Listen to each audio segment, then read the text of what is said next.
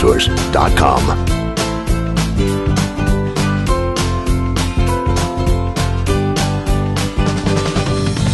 Yesterday's toys, today's treasures. Hasbro is one of the largest toy manufacturers in the world. It operates with $4 billion in annual sales, 5,500 employees worldwide, and offices in 40 countries. Its head office is in Pawtucket, Rhode Island, hence the parody toy factory in the earlier series of Family Guy. There appear to be two cornerstones of their business plan.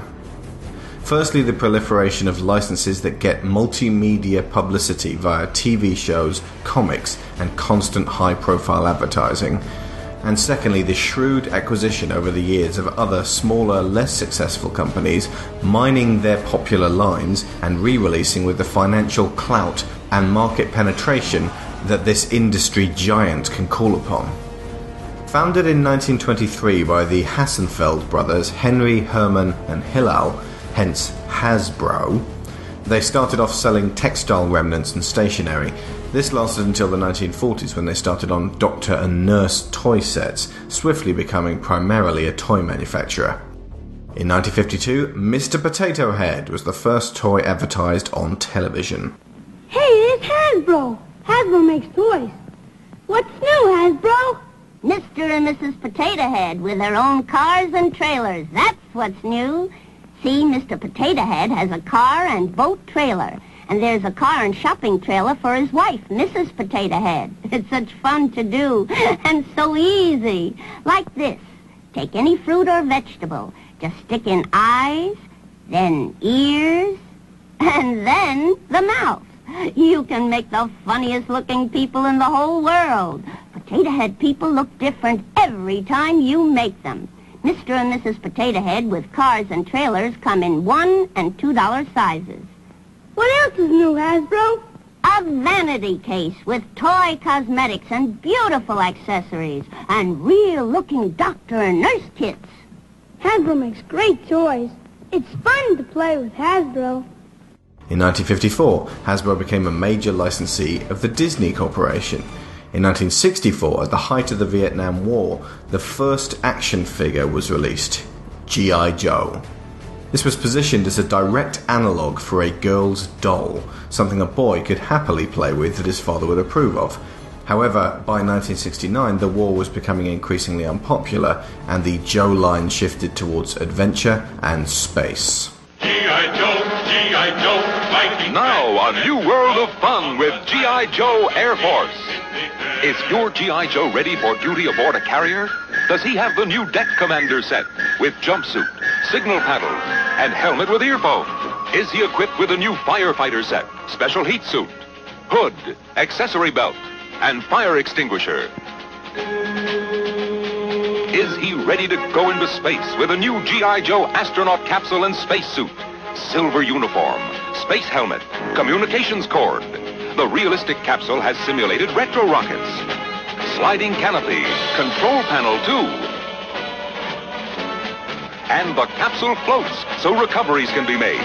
There's even a phonograph record of an actual flight. G.I. Joe is the greatest. Nothing else is G.I. Joe. Boy, oh boy, it's a Hasbro toy. In 1968, Hasbro became a publicly traded company. Two toys Hasbro don't like to talk about from a bygone age when this sort of thing seemed like a good idea in some boardroom or other were the Hypo Squirt, which was a hypodermic needle water pistol and got labelled a Junkie Junior kit by the press, and Javelin lawn darts, long, sharp, pointed spears designed to be flung down the garden in a manner that inevitably caused actual deaths. Both were recalled. It's hard to imagine now, but Hasbro were in a bad way in the late 1970s. The original Joe line ended and they found themselves in financial dire straits. A new approach was needed if they were to survive. Fortunately, one was just around the corner, and it came at a time when certain restrictions for advertising products on children's television were lifted. In 1982, with the USA free from any major military conflicts aside from the Cold War, Hasbro re-released G.I. Joe as the real American hero. It was accompanied by a popular and carefully positioned animated series to help sell the toys. The hook, it seemed, was to make them anti-terrorist. He'll fight for freedom wherever there's trouble. G.I. Joe is there. G.I. Joe. Cobra Invasion! Get the G.I. Joe Sky Striker! Ace the Airborne, let's get those turkeys! We're gonna get Cobra this time! Our combat jets are on the way! Hey, check my missiles! They're A-OK! Great, I'm going down for a closer look! Way to go, Joe! G.I. Joe Sky Striker comes with Ace and 2 parachutes, other figures sold separately from Hasbro. In 1983, Hasbro released the first My Little Pony toy horses. These were positioned for girls in much the same way Joe was aimed at boys, with its own cartoon series. MLP has enjoyed periods of success over the years since, most notably with the recent Friendship is Magic line, the show and toys of which had unexpected appeal to a previously untapped, stereotype-defying male market. In 1984, Hasbro bought Milton Bradley and Playschool. Milton Bradley brought with them the licenses to a vast array of board and tabletop games, including Battleship, Buckaroo, Game of Life, Guess Who, Jenga, Twister, Mousetrap, Stratego, and maybe the greatest game ever, Hungry Hungry Hippos. Playschool brought along many educational toys for young children, including perennial favourite Play-Doh. In 1984, Hasbro formed an agreement with Takara of Japan to reissue their Diaclone and Microman robot toys as the Transformers. Once again, a hugely successful cartoon series boosted sales into the stratosphere. See our dedicated Generation 1 video for more juicy info on this classic line. In 1986, the Transformers and My Little Pony animated movies were released, followed by G.I. Joe in 1987. Around this time, Hasbro overtook Mattel to become the world's largest toy manufacturer. Mattel were leading the doll market with Barbie, a titan of a toy line that Hasbro attempted unsuccessfully to counter, first with Gem and then with Maxi. Once again, somewhat inane and patronising cartoon series accompanied the toys.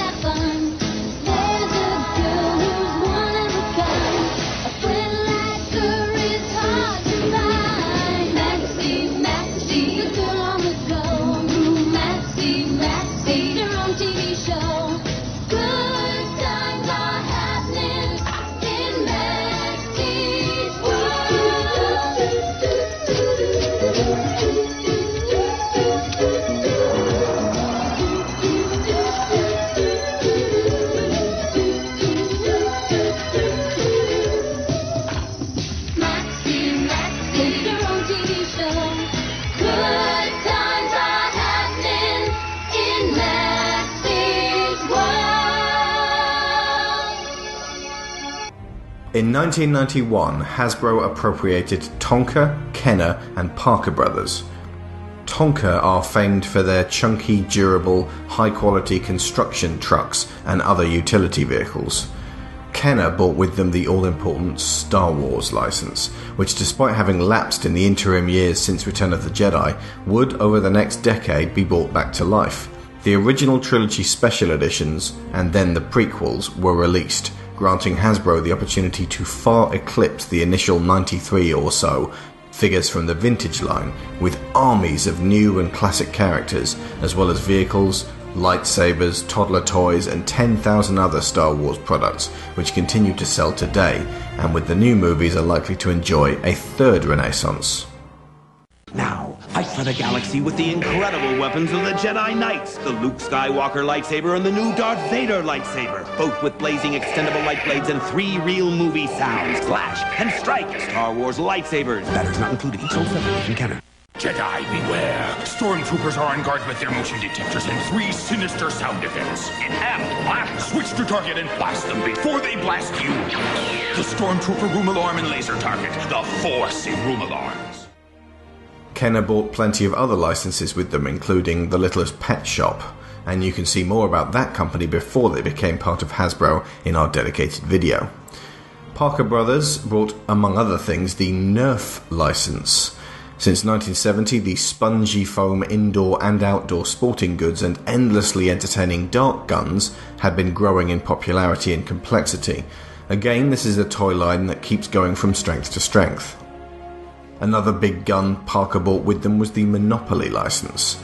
Despite the fact that this game was designed to prove that capitalism doesn't work and only results in bitter squabbles, it's been the most popular board game of the 20th century. One of its rivals, strategy classic Risk, also came with Parker Brothers. In 1999, Hasbro acquired Wizards of the Coast. This brought the insanely popular trading card game Magic the Gathering into the fold.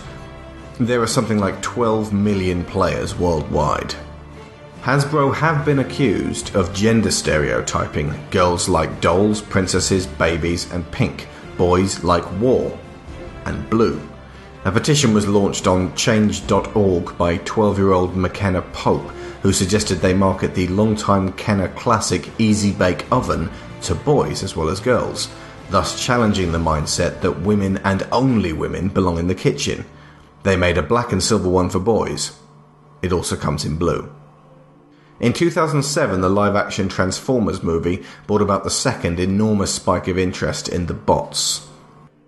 That same year, Hasbro came under scrutiny for the workplace standards and human rights violations in their Chinese factories. Hasbro responded that they would deal with mistreatment and abuse of their workers immediately. It is up to them to ensure that these appalling practices are extinguished within their factories.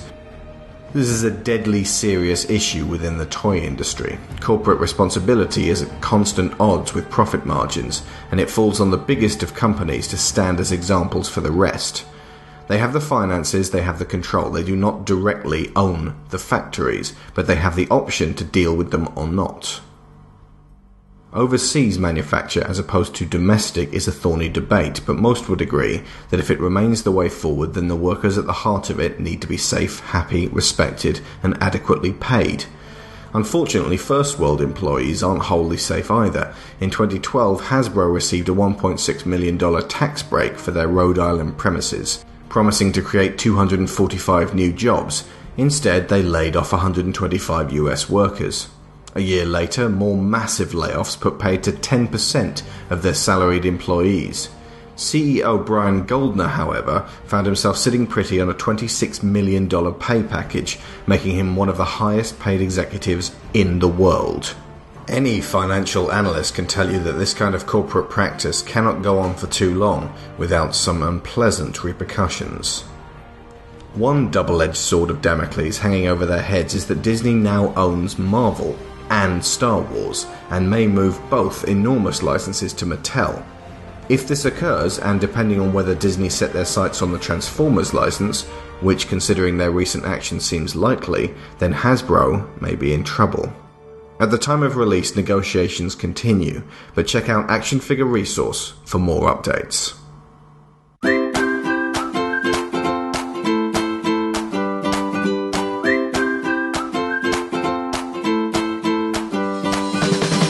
ActionFigureResource.com. Yesterday's toys, today's treasures.